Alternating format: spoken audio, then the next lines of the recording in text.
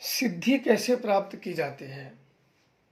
लोग साधना तो करते हैं और हर व्यक्ति सफल भी होना चाहता है, पर कैसे साधना करें कि सिद्धियां प्राप्त हो जाएं? तो आप लोग इस चीज़ों को ध्यान रखें और इस प्रकार से करेंगे तो जो बाधाएं हैं, जो मुश्किलें हैं, उनसे निजात पालोगे और सिद्धियां प्राप्त करने के लिए काफ़ी करीब हो जाओगे। सिद्धि प्राप्त करने के लिए सर्वप्रथम होता है गुरु की ज़रूरत, एक अच्छे गुरु की ज़रूरत। और फिर गुरु प्राप्त होने के बाद आपको चाहिए होता है एक मंत्र और उसके मंत्रों के नियम, जो उस साधना काल में आपको मानने पड़ते हैं। अब मंत्रों के नियम और मंत्र आपको प्राप्त हो गए, और मंत्रों में ज़्यादा ये नियम होते हैं कि मंत्रों को देख के नहीं पढ़े जाते हैं। जो मंत्रों में नियम होते हैं वही होते हैं कि मंत्र को देख के ना पढ़ा जाए। अब उसमें कुछ नियम होते हैं कि मालाओं से जाप करने का, कुछ हो जाता है 1 घंटा 2 घंटा, या अन्य जो उस मंत्र में नियम लगे होते हैं। इसके बाद आता है स्थान चुनाव का। कुछ में होता है दिशा बाध्य होता है, कुछ में दिशा का कोई बंधन नहीं होता है, कुछ में कपड़े, आसन या माला या अन्य वगैरह वगैरह चीज़ों की ज़रूरत पड़ती है। कुछ लोग कुछ में साधनाओं में नहीं मानने पड़ते हैं। उन साधनाओं को अब सब में जो नियम लागू होते हैं वो गुप्तता के नियम लागू होते हैं। जो सब में नियम लागू होते हैं वो गुप्तता के नियम लागू होते हैं कि हर साधना को, हर मंत्र सिद्धि को गुप्त रखा जाए, किसी अन्य को ना बताया जाए। सबसे बड़ी समस्या यही होती है कि किसी को सिद्धियां प्राप्त होती हैं और किसी को नहीं होती है। कोई एक बार में देवताओं को प्रसन्न नहीं कर पाता है। अब वो क्या गलती कर बैठता है कि अपने जो अनुभव है, जो साधना संबंधित गुप्त क्रियाएं हैं या गुप्त जानकारियां हैं, वो लोगों के साथ शेयर कर देता है, और सबसे गलती बड़ी यहीं कर बैठता है। शेयर जब उसने कर दी तो साधना के जो नियम है उसका भंग कर दिया, उसने गुप्तता को खंडित कर दिया। और जब कोई भी व्यक्ति साधनाओं में जो गुप्तता के नियम हैं, जो नियम बताए गए हैं, उस नियम को अगर भंग करता है तो जाहिर सी बात है कि साधना खंडित होने के पूरे पूरे चांस होते हैं। या तो उसे सिद्धि नहीं प्राप्त होगी, या साधना करेगा तो उसे सफलता नहीं मिलेगी, या अन्य प्रकार की उसकी साधनाओं में व्यवधान पड़ेगा और उसे वो शक्तियाँ नहीं प्राप्त होगी।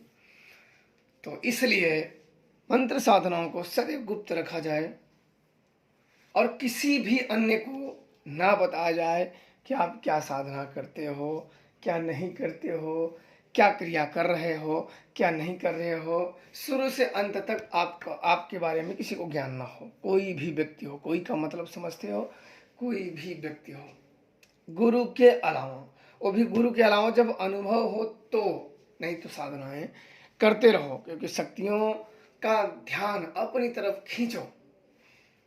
और उसके लिए, साधना के लिए, सफल होने के लिए सर्वोपरि होता है पहाड़। पहाड़ की साधनाएं जल्दी निष्फल नहीं होती हैं। और उसके लिए धैर्य, साधना में जिसके धैर्य नहीं है उसे साधनाएं नहीं करनी चाहिए, क्योंकि साधनाएं सदा धैर्य से प्राप्त होती हैं। और इनमें जो नियम होते हैं उस नियम के साथ चलने से काफ़ी समय व्यतीत होते हैं, और तब जाके सिद्धियां प्राप्त हो जाती हैं। और सिद्धियां प्राप्त होती हैं व्यक्ति अगर धैर्यवान है और साधनाओं में जो नियम बताए गए हैं उस नियम का कठोरता से पालन कर रहा है, साधना में जो नियम होते हैं उनका भी मान कर रहा है, तो उसे सिद्धियां प्राप्त हो जाएंगी। ऐसा नहीं कि कोई व्यक्ति को सिद्धियां न मिले, मिलती सभी को हैं। किसी को आज मिले, किसी को कल मिले, पर मिलती सभी को है।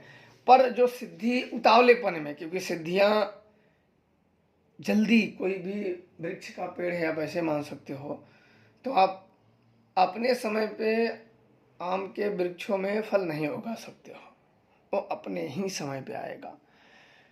तो इसी प्रकार से मंत्र साधनाएं जो सफलता होती हैं, जो सिद्धियां होती हैं, वो अपने चरम सीमा पे आने के बाद एक परीक्षा से आपको गुजरना होगा। सिद्धि में और साधनाओं में एक परीक्षा से गुजरना होगा।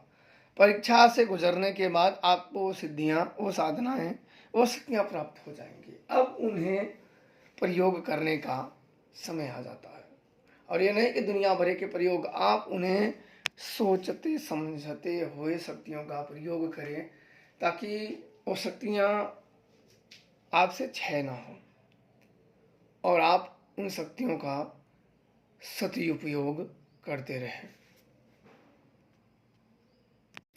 इसी प्रकार से अगर आप साधना करेंगे, जो साधनाओं में नियम है, जो विधान है, या जो गुरु ने विधान बताए हैं, उन विधानों से एक बार में साधना नहीं मिली कोई बात नहीं, 2 बार में नहीं मिली कोई बात नहीं, 3 बार में मिलेगी।